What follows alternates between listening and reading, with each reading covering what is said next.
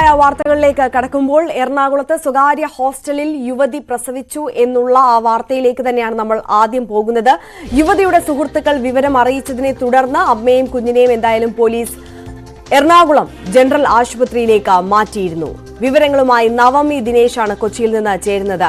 നവമി, നമ്മൾ കഴിഞ്ഞ ദിവസമാണ് ഈ പനമ്പള്ളി നഗറിൽ ഇത്തരത്തിൽ വീട്ടുകാരറിയാതെ 9 മാസം തന്റെ ഗർഭാവസ്ഥയുമായി തുടർന്ന 23-കാരി ഇത്തരത്തിൽ ശുചിമുറിയിൽ പ്രസവിക്കുന്നു. ബാൽക്കണിയിൽ നിന്ന് ആ പിഞ്ചു കുഞ്ഞിനെ റോഡിലേക്ക് വലിച്ചെറിഞ്ഞു കൊന്നു എന്നുള്ള ആ ഒരു വാർത്ത, ഞെട്ടിക്കുന്ന വാർത്ത കേരളം കേട്ടത്.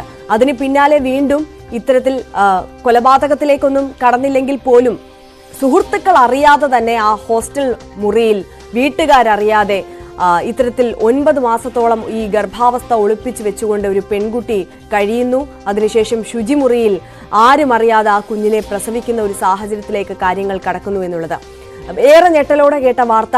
എന്താണ് യഥാർത്ഥത്തിൽ സംഭവിച്ചത്? ഇപ്പോൾ കുഞ്ഞും അമ്മയും ആശുപത്രിയിൽ തുടരുകയാണോ? എന്താണ് പോലീസ് ഇതുമായി ബന്ധപ്പെട്ട് പറയുന്നത്?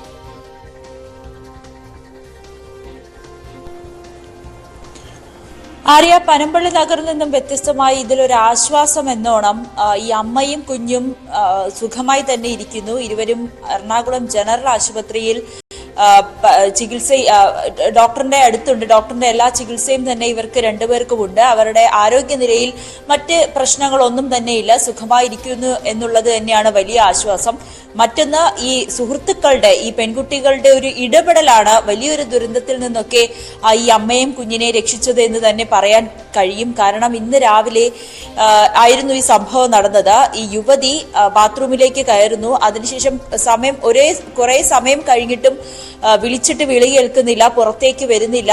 ഡോറ് തട്ടി നോക്കിയിട്ടൊന്നും അകത്തൊരു അനക്കവും ഉണ്ടായിരുന്നില്ല. പിന്നീട് എന്തൊക്കെയോ ശബ്ദം കേൾക്കുന്നു എന്നല്ലാതെ വിളിച്ചിട്ട് വിളി കേൾക്കാത്തപ്പോഴാണ് ഇതിലൊരു അസ്വാഭാവികത ഈ സുഹൃത്തുക്കൾക്ക് തോന്നിയത്. ഉടൻ തന്നെ ഇവർ ഡോറ് വളരെ ശക്തിയായി തള്ളി തുറന്ന് ഉള്ളിലേക്ക് നോക്കിയപ്പോഴാണ് ഒരു ആൺകുഞ്ഞും ഒപ്പം ഈ യുവതി വലിയ അവശ നിലയിൽ, രക്തമാർന്ന നിലയിലൊക്കെ കാണപ്പെട്ടത്.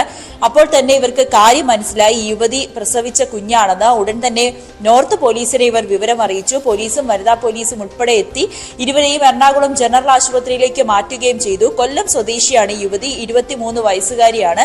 എറണാകുളത്തെ ഒരു സ്വകാര്യ സ്ഥാപനത്തിലെ ജീവനക്കാരിയാണ്. ആൺ സുഹൃത്താണ്.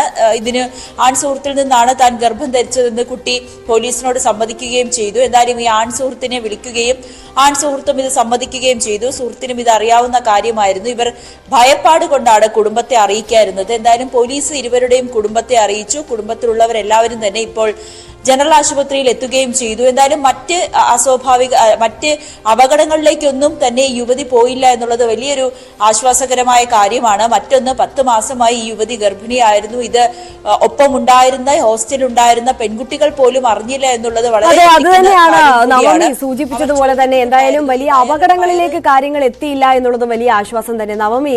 പക്ഷേ ഈ പറഞ്ഞതുപോലെ തന്നെ ഈ 10 മാസം ഒരു ഗർഭാവസ്ഥ ഇങ്ങനെ ആരെയും അറിയിക്കാതെ എങ്ങനെ കൊണ്ടു നടക്കാൻ സാധിച്ചു? അതും സുഹൃത്തുക്കളുമായി ഒരുമിച്ച് ഒരു മുറിയിൽ താമസിക്കുമ്പോൾ എന്നുള്ളത് കേൾക്കുമ്പോൾ തന്നെ നമുക്ക് വിശ്വസിക്കാൻ ബുദ്ധിമുട്ടുള്ള കാര്യമാണ്.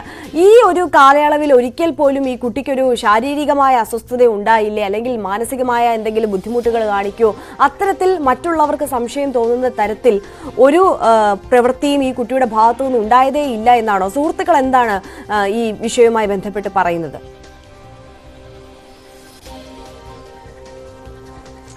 അത് തന്നെയാണ് ആര്യ, ഇത്തരം വാർത്തകൾ കേൾക്കുമ്പോൾ നമുക്കുണ്ടാകുന്ന അത്ഭുതവും. കാരണം സാധാരണ ഒരു സ്ത്രീക്ക് ഗർഭകാലത്തിലുണ്ടാകുന്ന വൈയായികകളും അല്ലെങ്കിൽ അതുമായി ബന്ധപ്പെട്ട പ്രശ്നങ്ങളും ഒക്കെ നമ്മുടെ ചുറ്റുമുള്ളതാണ്, നമ്മളൊക്കെ കാണുന്നതും അനുഭവിക്കുന്നതും ഒക്കെയാണ്.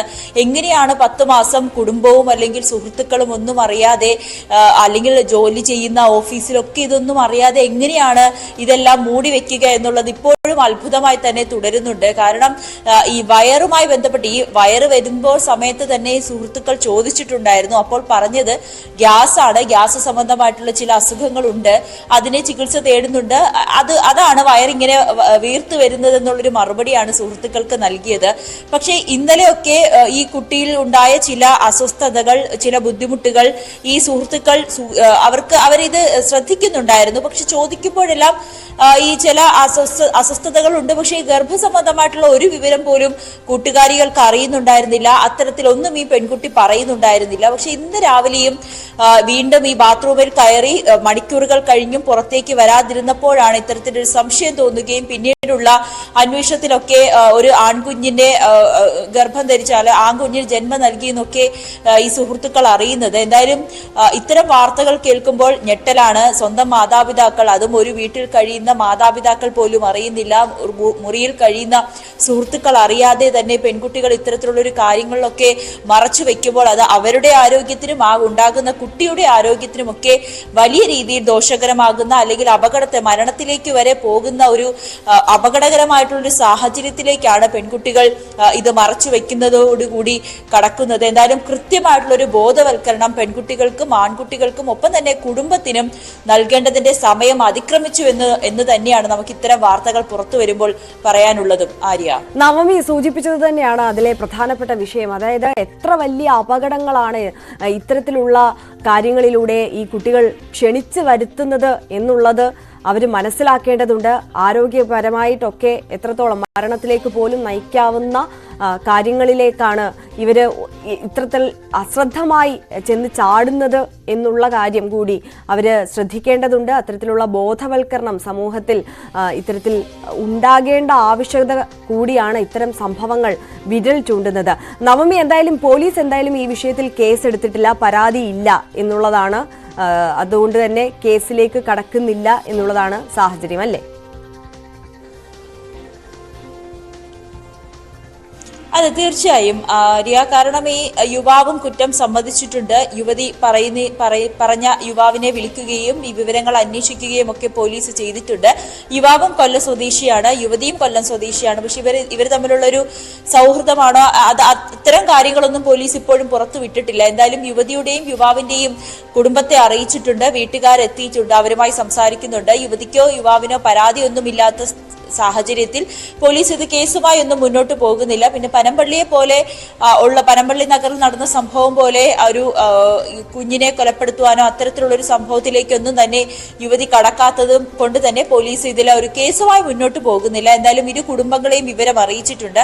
ഇവർ ആശുപത്രിയിൽ എത്തി. കുട്ടിയുടെയും അമ്മയുടെയും ആരോഗ്യം പൂർണ്ണ തൃപ്തിയുമാണ്. ആര്യ, ശരി. നവമി ദിനേശാണ് കൊച്ചിയിൽ നിന്ന് വിശദമായ വിവരങ്ങൾ നൽകിയത്.